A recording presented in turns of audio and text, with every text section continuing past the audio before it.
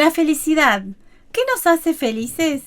Existen diversos conceptos de felicidad. La felicidad en tiempos de pandemia. ¿Cómo nos reinventamos en este tiempo de aislamiento para ser felices? Realmente nunca me llamaban la atención los animales, pero hoy sí me doy cuenta de varias cosas que me asombran de ellos, que incluso hacen que me sienta agradecida de ser un mamífero como el ser humano. Por ejemplo, la medusa es uno de los animales más simples. Básicamente es piel y algunas cosas más. Pero lo que me importa es que tienen un sistema nervioso que solo les dice que tienen que moverse, comer, sobrevivir y reproducirse. Ellas no tienen cerebro y nunca van a poder estar tristes, felices o enojadas.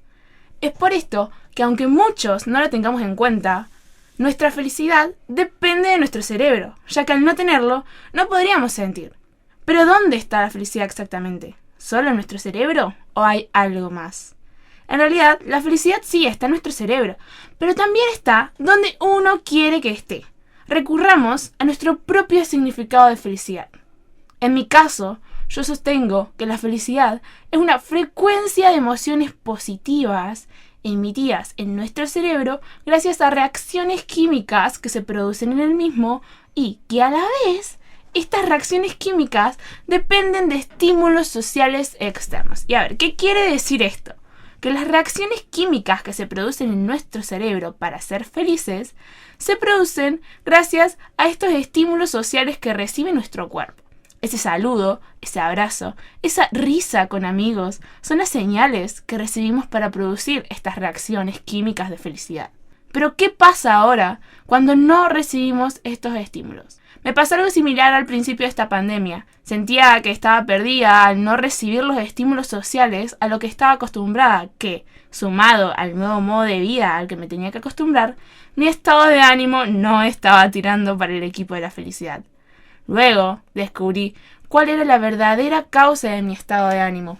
La introducción de esta charla nos ubica en un nivel superior como seres humanos en relación a la de otros seres vivos como una medusa. Nos reconocemos como seres sociales, con sentimientos, alegrías y tristezas, que necesitamos estímulos del medio para ser felices. La situación de aislamiento que generó la pandemia nos propuso un gran desafío: reinventarnos para ser felices ante la ausencia del contacto social. Es decir, buscar nuevas estrategias que permitieran mantener un buen estado de ánimo.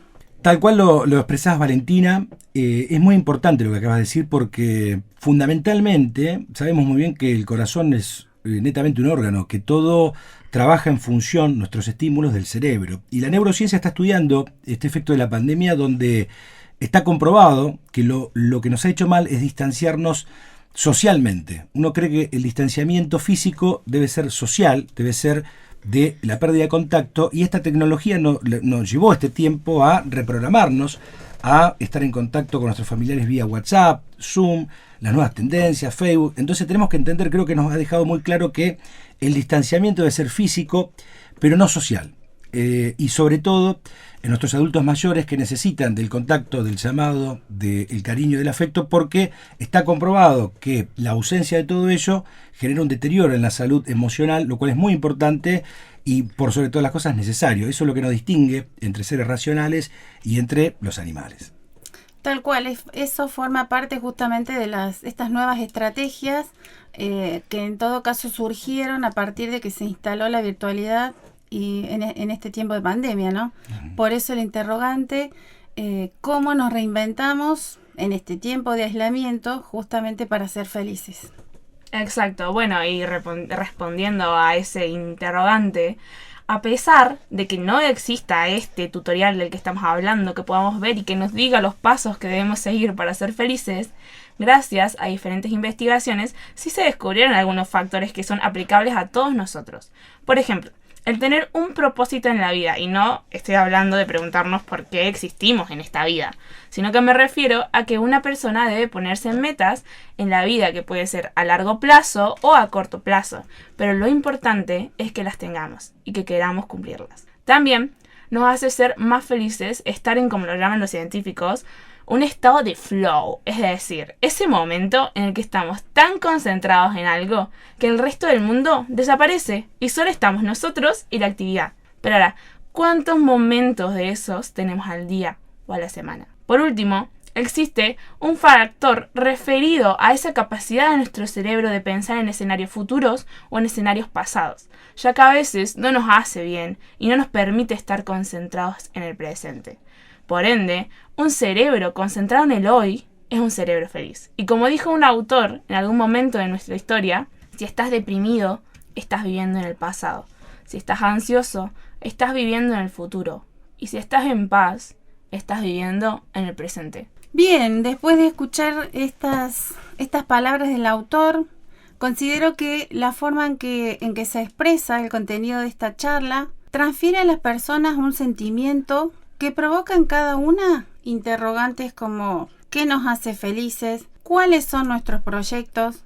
¿Dónde estamos focalizados en este momento? Y la propuesta es quedarnos en el presente, viviendo en paz, siendo felices. Y me pregunto, casi finalizando el año 2020, ¿aprendimos a buscar nuestra felicidad teniendo en cuenta la modalidad virtual que se instaló en todos los ámbitos? Seguro que es difícil la búsqueda de la felicidad de manera virtual, pero fue la adaptación que hubo que tener. Y la hemos logrado. Digo, la felicidad tiene que ver con cuántos de nuestros familiares siguen con buena salud, tiene que ver con verlos, tiene que ver con saber de ellos, con escuchar sus voces, con saber que en este tiempo de pandemia nos ha servido para recapitular y por sobre todas las cosas para planificar nuestra vida, para preguntarnos cómo queremos vivir nuestros próximos años de vida, sabiendo que esta no es la convencionalidad, no es la normalidad, sabiendo por sobre todas las cosas que es un proceso el cual nos readaptamos, planificamos y avanzamos, pero también entendiendo que en algún momento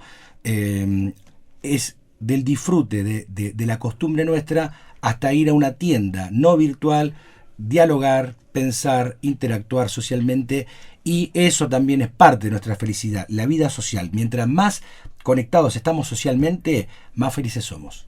Exacto, totalmente de acuerdo. Y como me decían hace un ratito, me comentaban algo de la neurociencia. Bueno, les comento. Existe la neurofelicidad. Ahora, esta es la ciencia que se encarga de investigar los mecanismos cerebrales y biológicos de la felicidad para poder conseguirlos provocar de manera voluntaria. Y esta ciencia descubrió que cuando estamos felices se activa la corteza prefrontal, que es una parte de nuestro cerebro que se encuentra por nuestra frente. Y por el otro lado, la parte de nuestro cerebro que se activa cuando no nos sentimos tan bien es la amígdala, que son dos pequeñas partes de nuestro cerebro que están a cada lado de nuestra cabeza.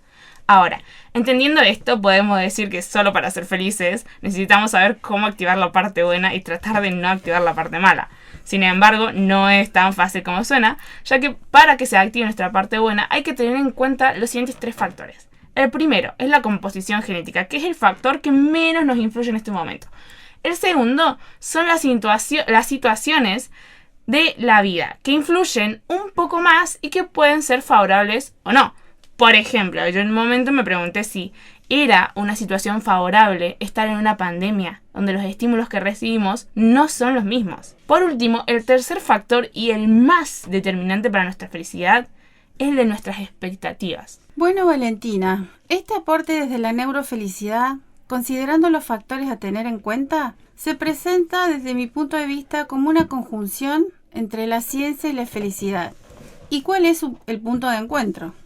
Desde este lugar, el contenido planteado aporta una gran enseñanza para todos, especialmente para los jóvenes en este tiempo de pandemia, y también sobre la importancia de las expectativas propias como determinantes para buscar la felicidad. Considero que representa un replanteo para todas las personas respecto de sus metas, respecto de su proyección, y también nos lleva a valorar nuestras capacidades como seres humanos con una vida social muy dinámica, que es justo lo que estábamos comentando recién. Sí, esa vida social es la que nos enseñó esta pandemia y estos tiempos, digamos, que tenemos que vivir. Pero por sobre todas las cosas, de actitudes positivas dotar a nuestro propio cerebro. Está comprobado, tal cual ella lo explica muy bien, está comprobado que el cerebro es todo en nosotros, en la vida de las personas. Inclusive hay un estudio que determina que el cerebro puede seguir creciendo en edad adulta, cosa que hasta hace poco era imposible de saber. Entonces se comprobó a través de un estudio de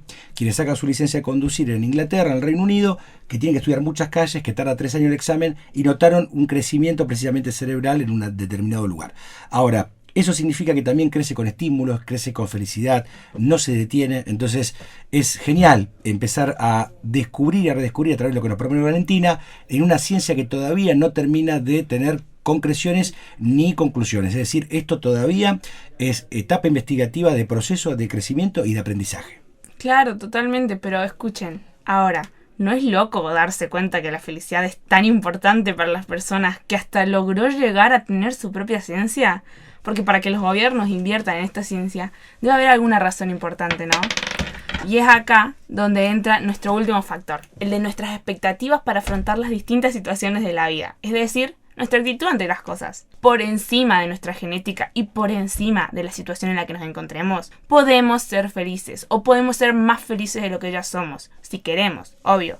Incluso es esta actitud positiva la que nos va a llevar, nos va a guiar a alcanzar todas las metas y sueños que nos propongamos. Y es por esto que la felicidad es tan importante para la comunidad en general. Ser felices, ver las cosas positivamente nos estimula a alcanzar ese éxito interno que nos se propone cada uno, y por consiguiente este éxito va a ser muchísimo más grande si hablamos de una sociedad feliz. Incluso aunque el gobierno, los científicos o el mismísimo Papa nos digan qué es la felicidad y cómo se consigue, somos nosotros nuestros propios fabricantes de felicidad, y a la vez somos nosotros quienes destruimos nuestra felicidad. Así fue como descubrí que cuando no me sentía tan bien en la cuarentena era porque yo quería, y que en realidad estaba culpando a la situación de estar encerrada cuando la única responsable de mi felicidad era yo misma. Y ahora les comento, chicos, estoy en mi último año de secundaria y espero poder afrontar mi carrera universitaria con esta idea, para poder así algún día recibirme. Mientras tanto, hoy les cuento lo agradecido que tienen que estar de ser un mamífero como el ser humano, porque si fueran una medusa, no serían capaces de ser felices y poder cumplir sus sueños. Un regalo muy grande recibimos todos en este mensaje de la charla.